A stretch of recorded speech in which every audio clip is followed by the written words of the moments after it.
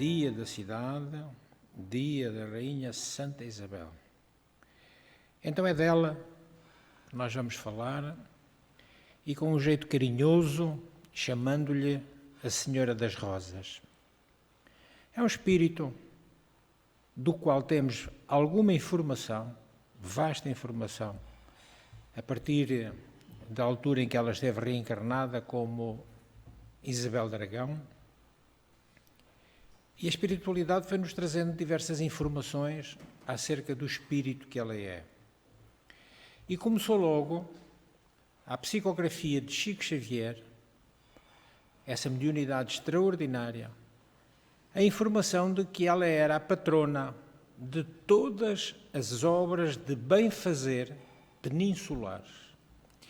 E foi muito curioso, porque isto em 1927, no dia 10 de julho, Chico, fazendo à noite as suas orações, no quarto apareceu uma luz muito forte e a pouco foi tomando forma um corpo humano.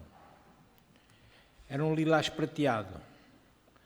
E essa dama, assim iluminada, falou-lhe em castelhano, que embora o médium não soubesse, percebeu tudo quanto ela lhe disse com naturalidade.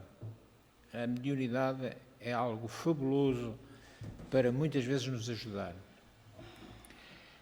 E pausadamente, ela disse-lhe: Francisco, estamos a falar de Chico Xavier, Nosso Senhor Jesus Cristo mandou-me solicitar-te o teu auxílio a favor dos pobres nossos irmãos. E o Chico, coitado, apenas lhe pôde responder: Senhora, eu sou pobre, nada tenho para dar, que auxílio é que eu poderei prestar aos pobres como eu mesmo sou? E ela disse: Você nos auxiliará a repartir pães com os necessitados. E o Chico, coitado, continuando aflito: Senhora, quase sempre não tenho pão para mim, como poderei repartir pães com os outros? E ela respondeu-lhe carinhosamente: Chegará o tempo em que você disporá de grandes recursos. 15 dias depois, o espírito foi embora. 15 dias depois apareceu-lhe uma outra figura iluminada e disse-lhe que em 1336, século XIV, fora Fernão Mendes. Ora, Fernão Mendes foi um monge. Foi um monge e disse-lhe que tinha sido confessor da Rainha Santa Isabel, que, vindo de Aragão, como nós sabemos, se fez esposa do rei de Portugal, Dom Dinis. E ele continuou, foi ela que o visitou há alguns dias, quando você estava nas pressas da noite, e prometeu-lhe assistência.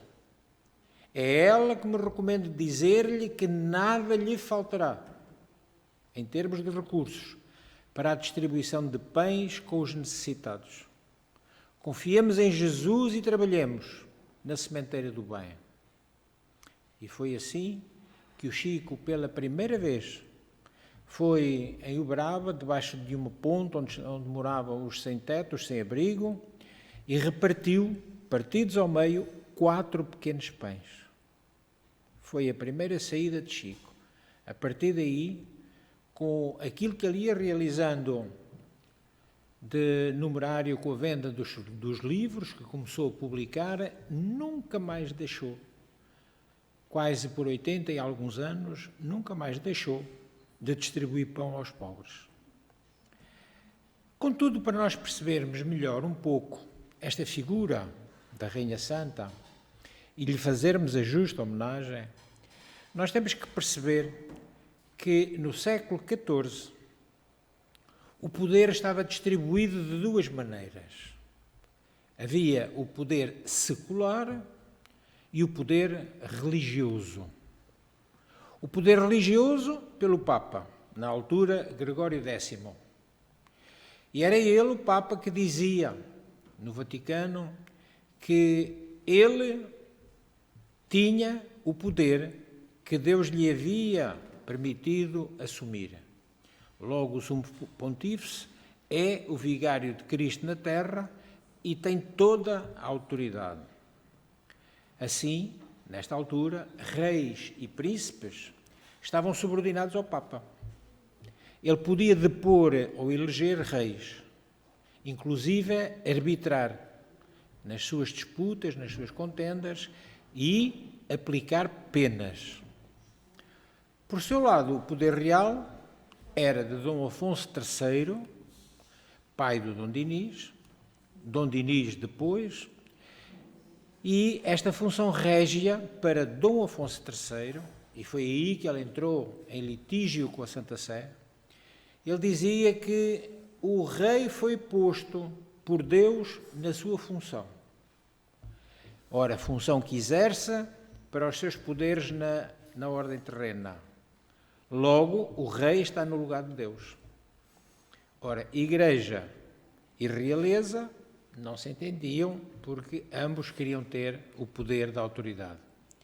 É assim que Dom Afonso III é excomungado pela Santa Sé. E Dom Dinis recebe essa herança, porquanto, quando o seu pai fez o juramento em Bolonha de ser obediente e devoto à Igreja Romana, que ele na altura referia como sendo minha mãe, como deve ser um príncipe católico. Só que ele disse isto de boca, mas nunca cumpriu. Mas vamos adiante. Dom Dinis, em função deste diferendo com a Santa Sé, escolheu uma estratégia que foi a estratégia do fortalecimento da nossa nação, do Reino de Portugal, através de uma aliança de casamento. A aliança entre Portugal e Aragão. Já que Isabel, na altura, era a princesa. Quais os motivos então deste casamento? Estamos a perceber que naquela época praticamente todos os enlaces, todos os casamentos não eram celebrados por amor. Muitas vezes os noivos nem nunca se tinham visto, mas por motivos políticos, por interesses. E claro que este casamento de Isabel com Dom Dinis não foi exceção. Os noivos nunca se tinham encontrado, nunca tinham falado. Todavia, como prevalecia a necessidade de Portugal se reforçar contra a Santa Sé e, ao mesmo tempo, contrariar o desejo expansionista do Reino de Castela, logo aqui pegadinho connosco, é ela, a princesa nascida em 1271, século XIII. Mas ela já vinha precedida de uma certa fama, uma fama pelas suas muitas bondades. Por isso, ela ainda hoje é a benfeitora de todas as obras sociais da Península Ibérica, Portugal e Espanha. Ora, como ela tinha muita bondade e era muito bela, reis e príncipes disputavam-na para casar. Ela era filha de Dom Pedro III, rei de Aragão, e Dona Constança, rainha da Sicília. E sobrinha neta, e aqui é um caso muito curioso, sobrinha neta de uma outra grande alma, Santa Isabel, rainha da Hungria. E é também esta santa que se aponta semelhante milagre, como o acontecido aqui em Portugal, milagre das rosas. Há 3 personagens medievais que comungam desta lenda do milagre das rosas. Santa Cacilda, Santa Isabel da Hungria e Santa Isabel de Portugal, ou Isabel de Aragão. Santa Cacilda é a menos conhecida. Nasceu em Toledo, Espanha, em 1050. Era filha de um rei mouro, o que dominava Toledo, que odiava tudo aquilo que se relacionasse com Jesus Cristo. Só que ela, secretamente, visitava os prisioneiros cristãos e alimentava-os, além de também cuidar dos que estavam doentes. Sempre levava rosas no colo e, ao chegar à prisão, as rosas transformavam-se em pães com os quais ela alimentava esses cristãos presos. O túmulo dela continua, bem visível em Toledo, podendo ser visitado. O pai zangou-se com ela, mandou-a prender e torturar. Vejam como era às vezes a autoridade paternal daqueles que não davam sequer aos seus filhos de serem evitados de tortura. Só que ela conseguiu escapar e refugiou-se numa ermida perto de Briviesca, em Burgos, e com muita alegria, aí ela foi batizada. Quando se deu o casamento de Rainha Santa Isabel com o rei Dom Dinis? No dia 11 de fevereiro de 1281, século XIII, casamento por procuração. A futura rainha, a princesa de Aragão, tinha 11 anos. Chegou a Portugal entrando por Bragança e encontrou-se com o Dom Dinis em Trancoso, lá em Trás-os-Montes, 1 ano e 4 meses depois. Dom Dinis, em 26 de junho de 1282, publicou um documento de doação da vila de Trancoso como um presente à rainha e escreve-lhe com o sabor de poeta trovador: na primeira visita que fizeste a este país. Então, depois de passarem pela Guarda, por Viseu, chegam a Coimbra, no dia 15 de outubro de 1282. Vamos agora centrar-nos um pouco mais na figura dela, no seu perfil, sua vida de piedade, sua condição de esposa, a sua situação de mãe, a cultura e a política e a diplomacia, não só nacional de Portugal, como peninsular, da Península Ibérica com os Papas. Obras sociais, desenvolveu muitas. Casas para recém-nascidos, para a juventude necessitada, regeneração de mulheres perdidas, prostitutas, lar de idosos, dotes a raparigas pobres, educação dos filhos de cavaleiros sem fortuna. Onde ela sentia que havia alguma inteligência, ela apoiava para estudar. Funda em Coimbra um hospital dedicado à sua tia-avó, à Santa Isabel da Hungria. Em Santarém, a de Santa Maria dos Inocentes. O Hospital de Alenquer. Convence o rei a subvencionar em Évora um hospital para leprosos. Então, uma vida sempre de dedicação ao bem-estar dos outros. Como esposa, ela foi amantíssima e dedicada. Porque nós sabemos qual era a documentação de como era a vida do rei Dom Dinis. Mas ela vencia a humilhação do adultério do marido por um incondicional perdão em nome da concórdia, em nome da paz, ao ponto de que ela era a testamenteira dos filhos ilegítimos do rei. O rei confiava nela para que ela pudesse dispor daquilo que iriam ser as heranças dos seus filhos ilegítimos. Um coração completamente pacífico, uma compreensão infinita, como nós vamos perceber através dos factos seguintes. Em Lisboa, ela deu o nome a uma das freguesias limítrofes da grande cidade, a cidade do Lumiar, porque o rei, nas suas andanças fora do casamento, deveria ter um caso qualquer lá, nesse local. E ela, um dia à noite, foi com os seus criados, com as tochas acesas, e colocou-se ao longo do caminho.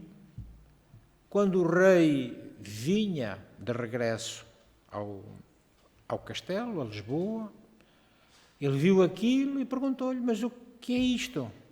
E ela, tranquila e serena, sabendo de onde ele vinha: vim vos a Lumiar. E ali ficou a freguesia do Lumiar. Ainda um outro facto, que também dá nome a uma freguesia: Odivelas. Novamente, o rei saindo para os seus casos, e um dia ele estava com alguma dificuldade de sair, com medo que ela se zangasse. E ela, sabendo para onde ia, ela disse-lhe: ide vê-las, Odivelas.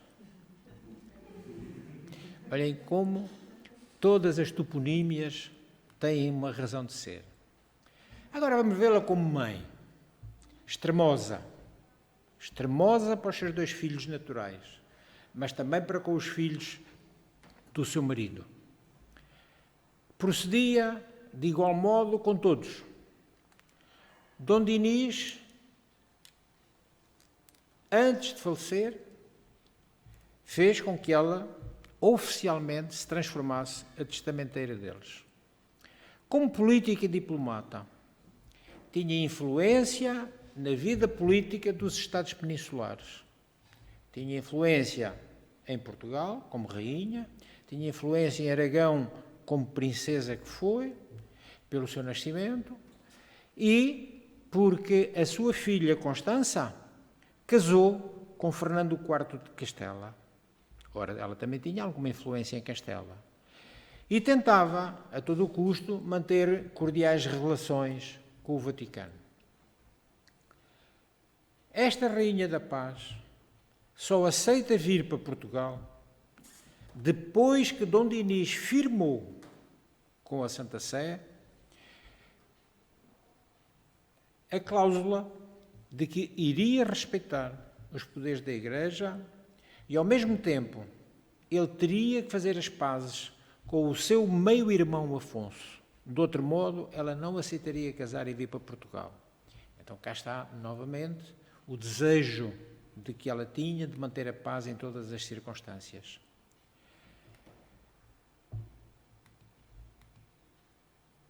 O título de Embaixadora da Paz é um título que lhe foi concedido por Jesus. E não é apenas um título aceito e reconhecido aqui no mundo terreno, também o é na espiritualidade. Dom Dinis Pessoa-Turno, afastado nos últimos anos da sua vida da sua esposa, está sepultado em Lisboa, no mosteiro de São Dinis e São Bernardo, que é panteão nacional, porque todos os edifícios onde houver túmulos de reis são panteões. Ora, é um túmulo que se mantém lá há muitos anos e é curioso porque naquela época da Idade Média quase sempre os reis, depois de mortos, eram sepultados em túmulos juntos, o que não é o caso. Rainha Santa em Coimbra, Dom Dinis em Lisboa. No arquivo do Vaticano, que é um arquivo extensíssimo e muito secreto, existem algumas cartas entre os anos de 1316 e 1319, onde o próprio Papa pede que o casal real restitua a imagem de união. Mas a rainha acabaria mesmo por escolher ficar longe do monarca na sua última morada.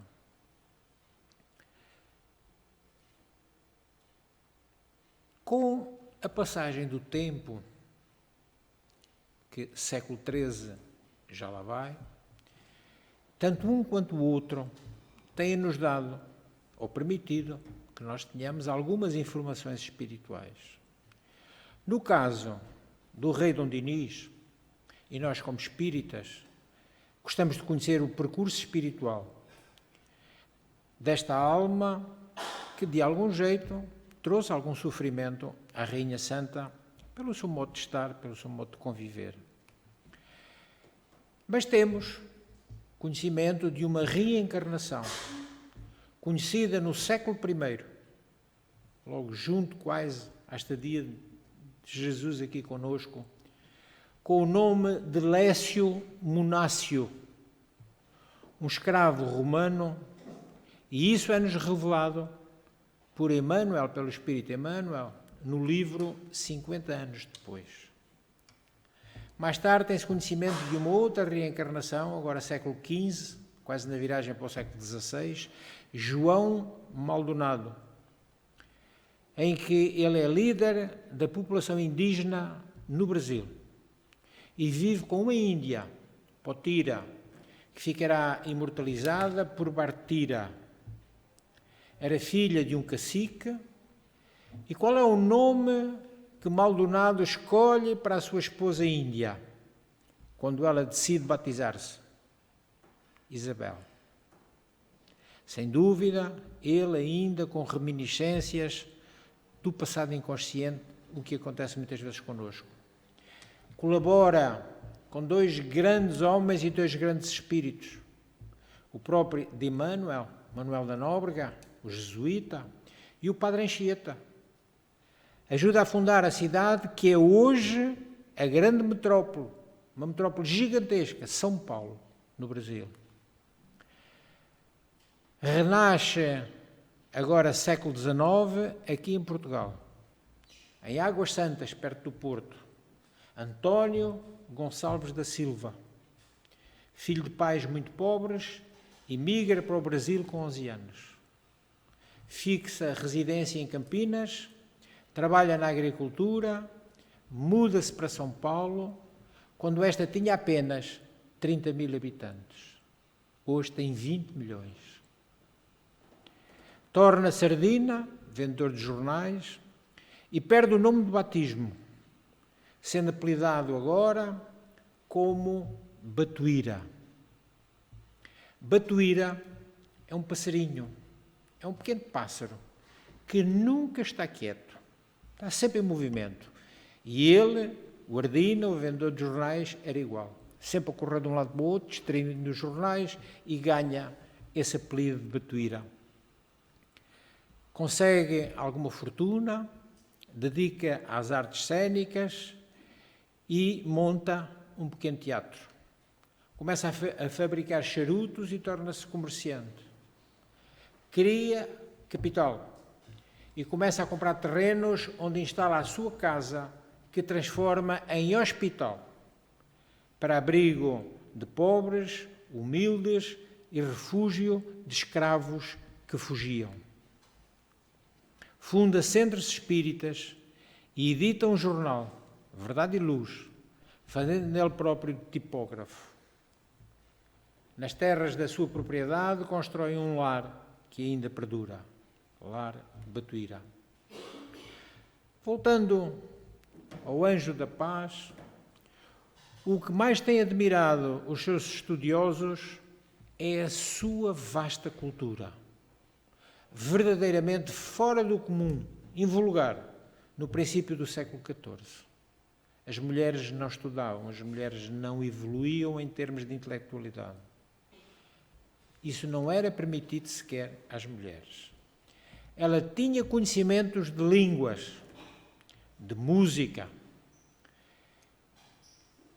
e inclusivamente conhecia muito bem o latim e a própria linguagem, como ela chamava, que era o português. Sabia de engenharia e arquitetura. É ela que desenha o Castelo de Leiria. Vigiava ela própria e orientava as obras. Sempre que necessário, corrigia os mestres, ensinando-os. Traçou todos os riscos, todos os desenhos das obras que mandou fazer. E é ela que faz juntar pedreiros e carpinteiros e começa com eles a lavrar a pedra para aquele que há de ser o mosteiro de Santa Clara a Velha. Que a água, durante muito tempo, invadiu, levando a que as próprias clarissas dali fossem retiradas para Santa Clara Nova, lá no alto de Santa Clara. Mandou fazer para si própria a urna funerária, que ela dizia que iria ser para a sua morada, e de maneira que, sendo depositado no convento de Santa Clara, mais a miúdo as freiras a pudessem visitar em oração. Vivendo com El Rei, fez para ele, já dissemos, nobres moradas. Criou um estilo arquitetónico próprio, o isabelino. Tinha conhecimentos de medicina e enfermagem. Tratava os feridos e os doentes.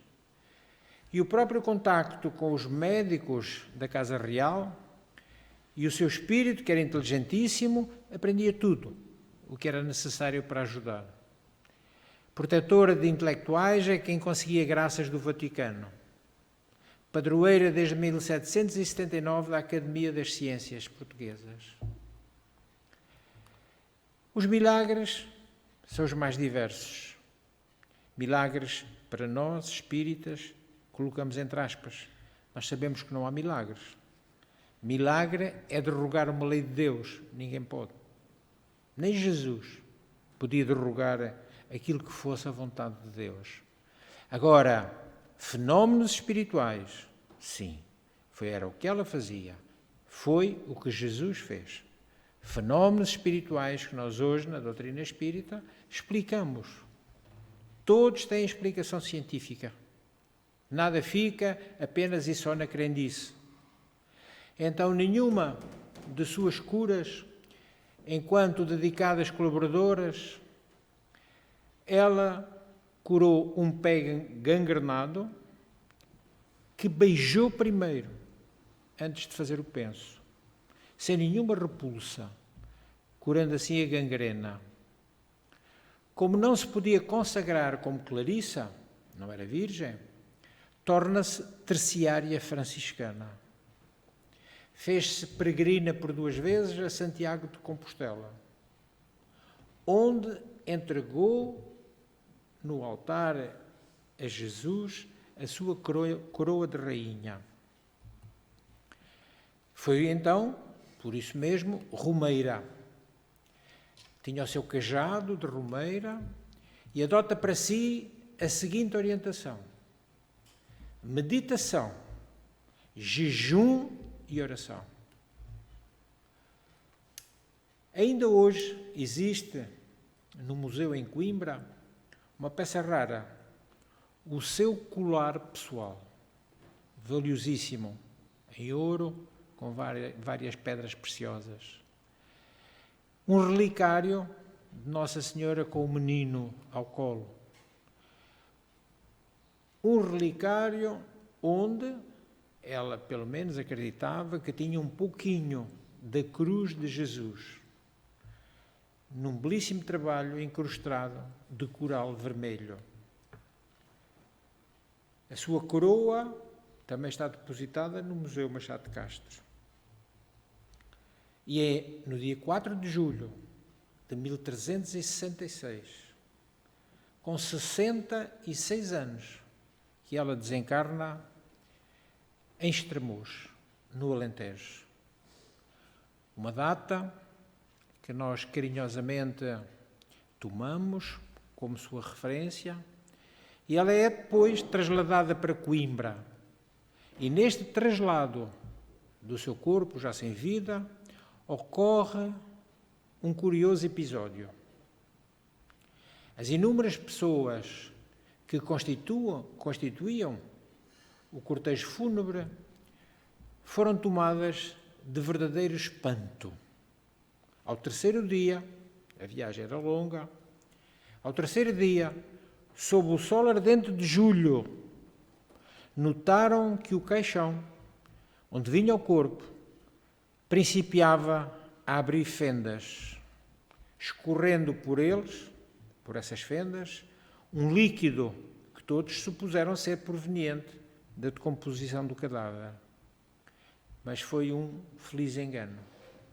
Esse líquido, longe de exalar qualquer cheiro desagradável, era ameno e consolador, espalhando no espaço à volta um tal aroma que aqueles que a princípio se sentiam inquietos e desconfiados logo se aproximaram do caixão, louvando a Deus e a Jesus por esta manifestação.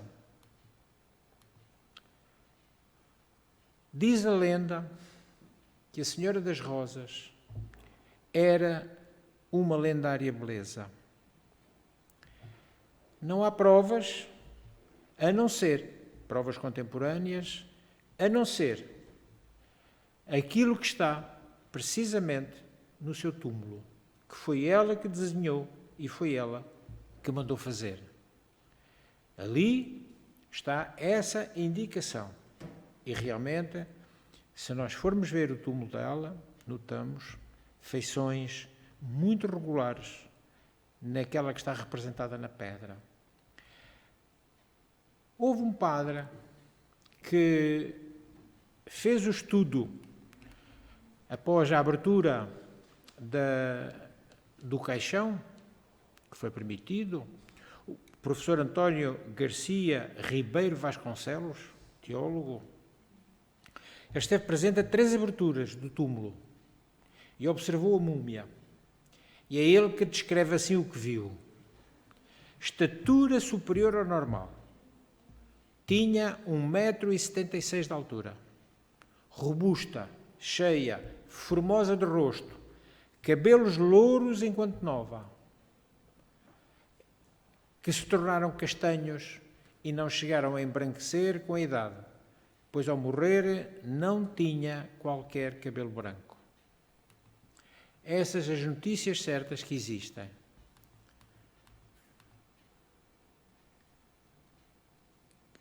Alguém que conviveu muito com ela e que, sendo um rei trovador, o seu esposo, o seu marido, fez-lhe ou dedicou-lhe um poema extraordinário. Se lermos com atenção ou ouvirmos com atenção este poema, nós percebemos o valor em que ele rei colocou a sua esposa rainha. Pois que Deus vos fez, Senhora, fazer do bem sempre o melhor. E dele tão sabedora, em verdade vos direi, érades boa para rei.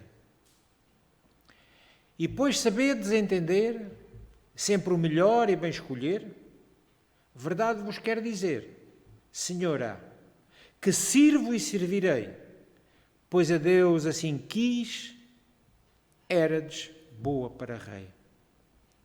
Pois sois de Deus obra sem par, no bem sentir, no bem falar, nem outra igual se pode achar. Meu bem, Senhora, vos direi, se Deus quisesse assim mandar, érades boa para rei. É um poema muito gracioso, muito bonito. Pela psicografia de Francisco Cândido Xavier, novamente, sabemos que este espírito abnegado e bom continua no mundo espiritual, trabalhando no sentido de ajudar. E é ela que também é a mentora da nossa casa, a quem nós, com todo o respeito, sempre sentimos o maior carinho por ela.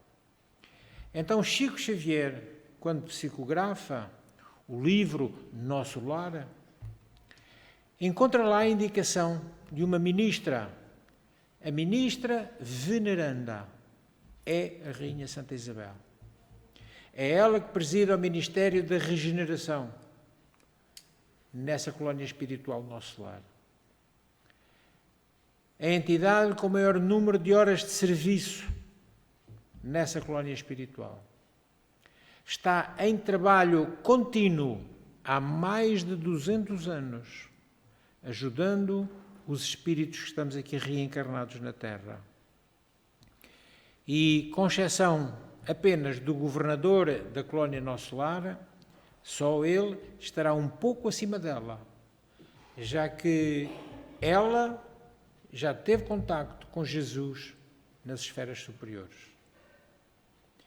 Então existe, diz ela, enquanto veneranda, existe muita semelhança entre o mundo material e o mundo espiritual. Nós dizemos que é este mundo e o outro mundo. O mundo é o mesmo, é o mundo terra. Aqui na dimensão material, lá na dimensão espiritual. Continua veneranda afirmando: o pensamento é a força criadora. A criação mental é quase tudo no mundo dos espíritos. Somos ainda espíritos inexperientes perante a lei de Deus. Todos ainda estamos aprendendo. Recebemos notícias das leis divinas, mas não nos submetemos a elas. Temos usado o pensamento para criações mentais destrutivas e prejudiciais a nós mesmos. Então, o pensamento, para terminarmos, dito por ela, o pensamento é força viva em toda a parte.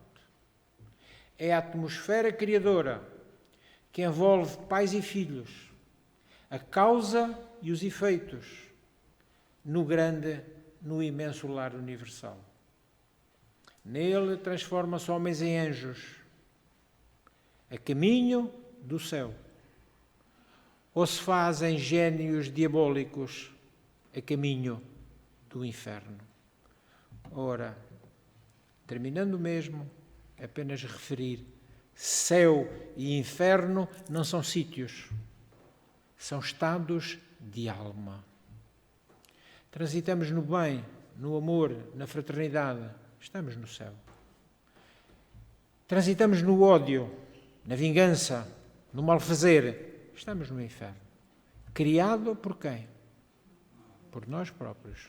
Somos nós que somos os fazedores das heranças que iremos encontrar, heranças espirituais. Somos nós que as estamos fazendo. Então, com muito carinho, dedico tudo aquilo que foi dito à nossa querida mentora Isabel Dragão.